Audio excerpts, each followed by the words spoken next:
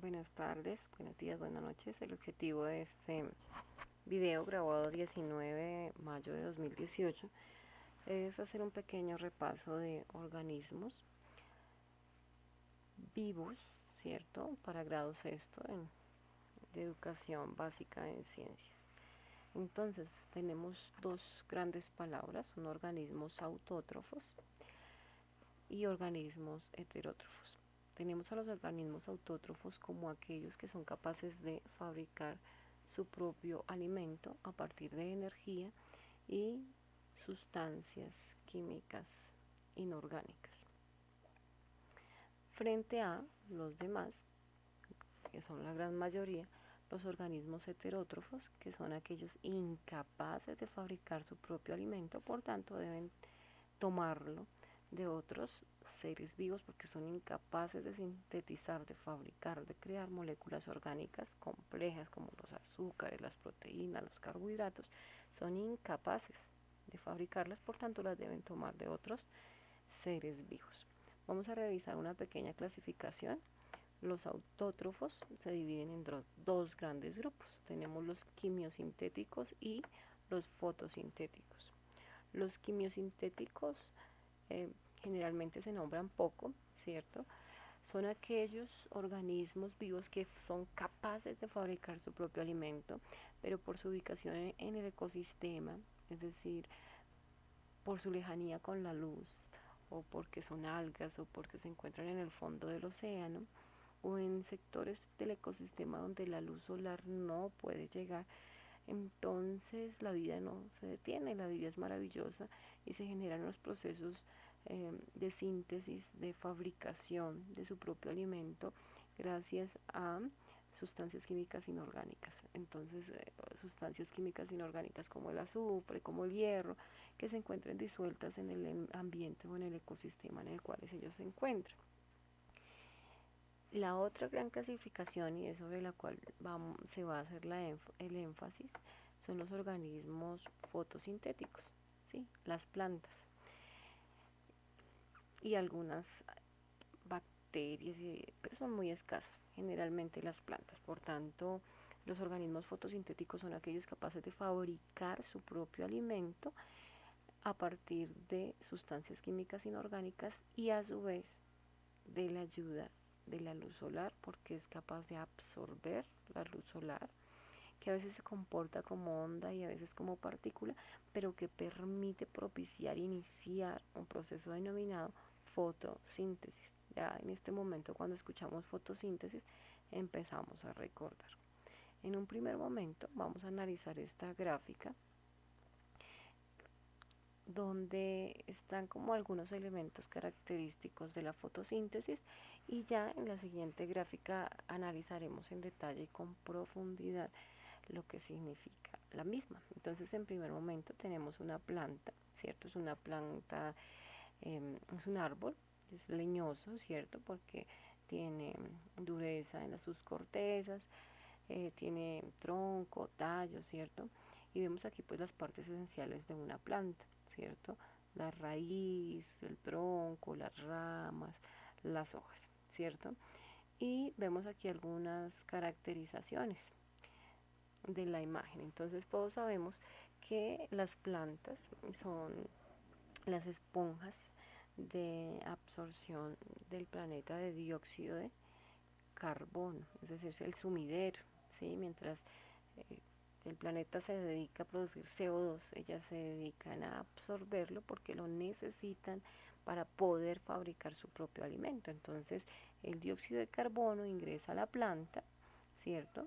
Para que ella pueda elaborar su propio alimento, y en un principio ese alimento se denomina azúcar, pero como sabemos que hay muchos tipos de azúcar, se hace necesario aclarar que el azúcar producido es la glucosa en un primer momento.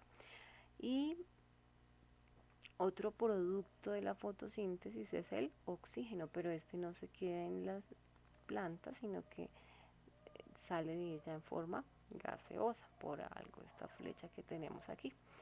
Es un producto de la reacción química, entonces tenemos que aclarar que se genera un proceso llamado fotosíntesis, que es el fenómeno que ocurre, pero nosotros lo representamos por medio de una ecuación química. Entonces, donde se tienen como los materiales para la reacción química, ocurre la reacción química y después de haber ocurrido la reacción química se tienen unos productos. Entonces, ya haremos énfasis en eso. Uno de los ingredientes o los reactivos es el dióxido de carbono, el agua que va a ser absorbida, ¿cierto? Llega el agua y lo promueve la energía lumínica que está pues proveniente del sol en algunos casos idealmente, aunque también sabemos que a nivel de laboratorio la energía solar se reemplaza por fuente de luz alternativa, ¿no? Pero están esos tres elementos, el agua, el dióxido de carbono y una fuente de energía lumínica. Se unen o se juntan estos productos y se inicia un proceso denominado fotosíntesis, de la cual se obtiene glucosa, que es un azúcar, y se obtiene oxígeno y se obtienen unas tantas moléculas de agua. Y pues el azúcar se queda para ser aprovechado por la planta, ¿cierto? En esta parte. Pero entonces se hace necesario profundizar un poco más. Vamos a revisar la siguiente gráfica. De manera simbólica, para entender un poco más el proceso, tenemos acá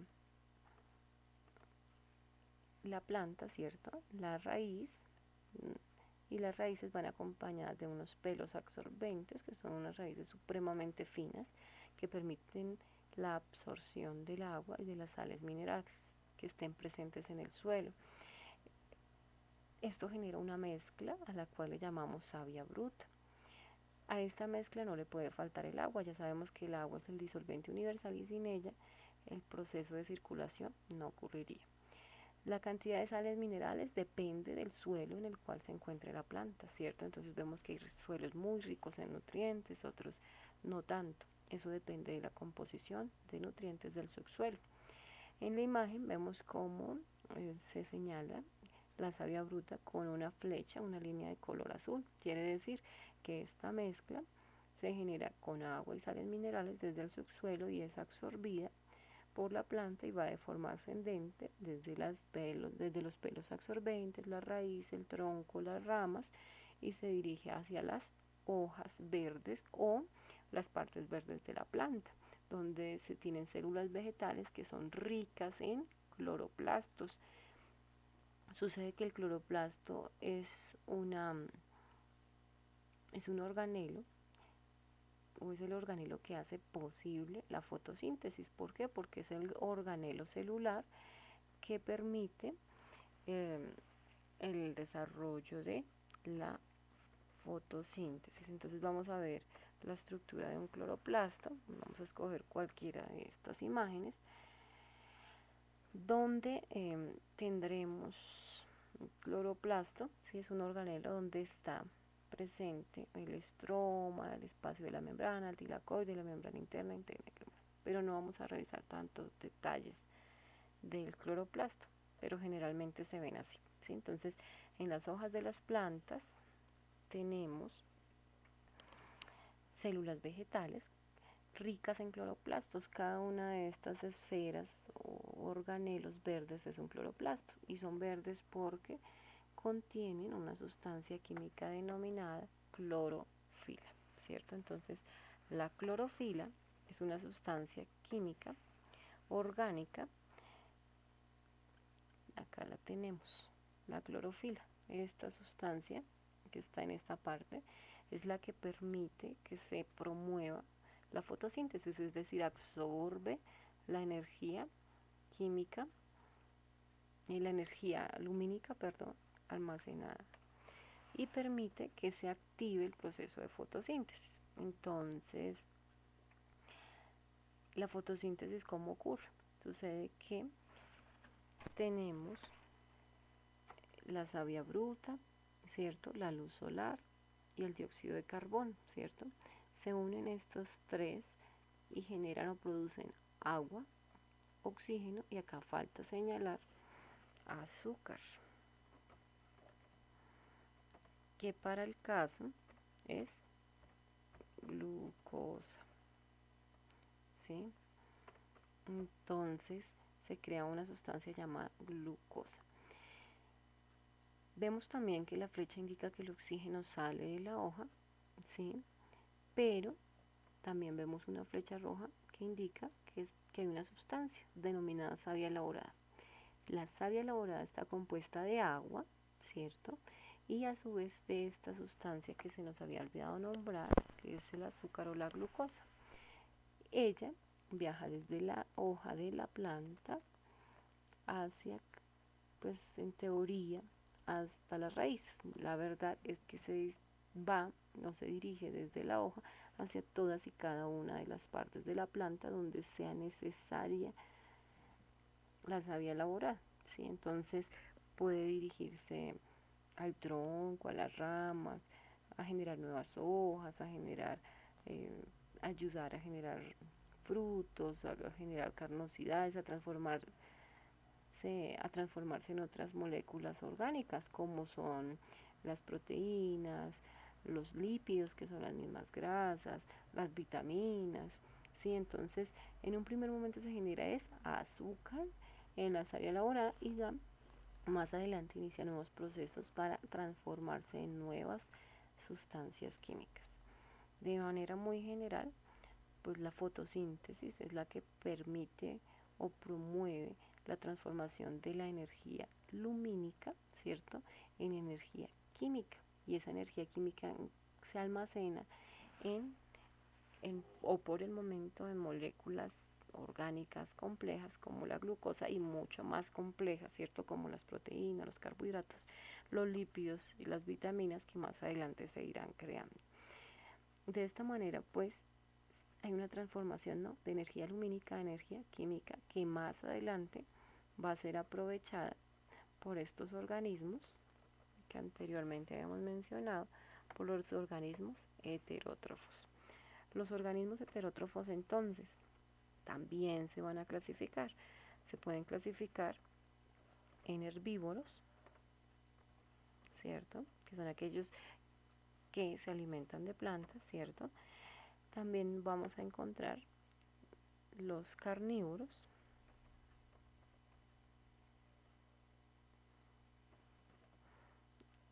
y por último vamos a encontrar los omnívoros.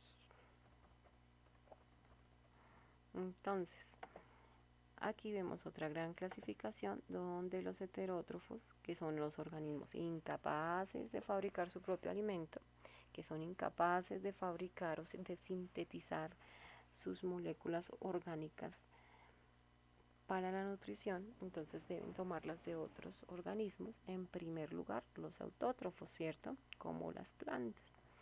Entonces en ese momento llegan los herbívoros, ¿cierto?, se alimentan de los organismos autótrofos y pues ahí ya se empieza la línea o la cadena alimenticia, ¿sí? Entonces tenemos en otro grupo también organismos que son incapaces de producir su propio alimento, que son los saprófitos, como los hongos y las bacterias, que se alimentan de materia muerta.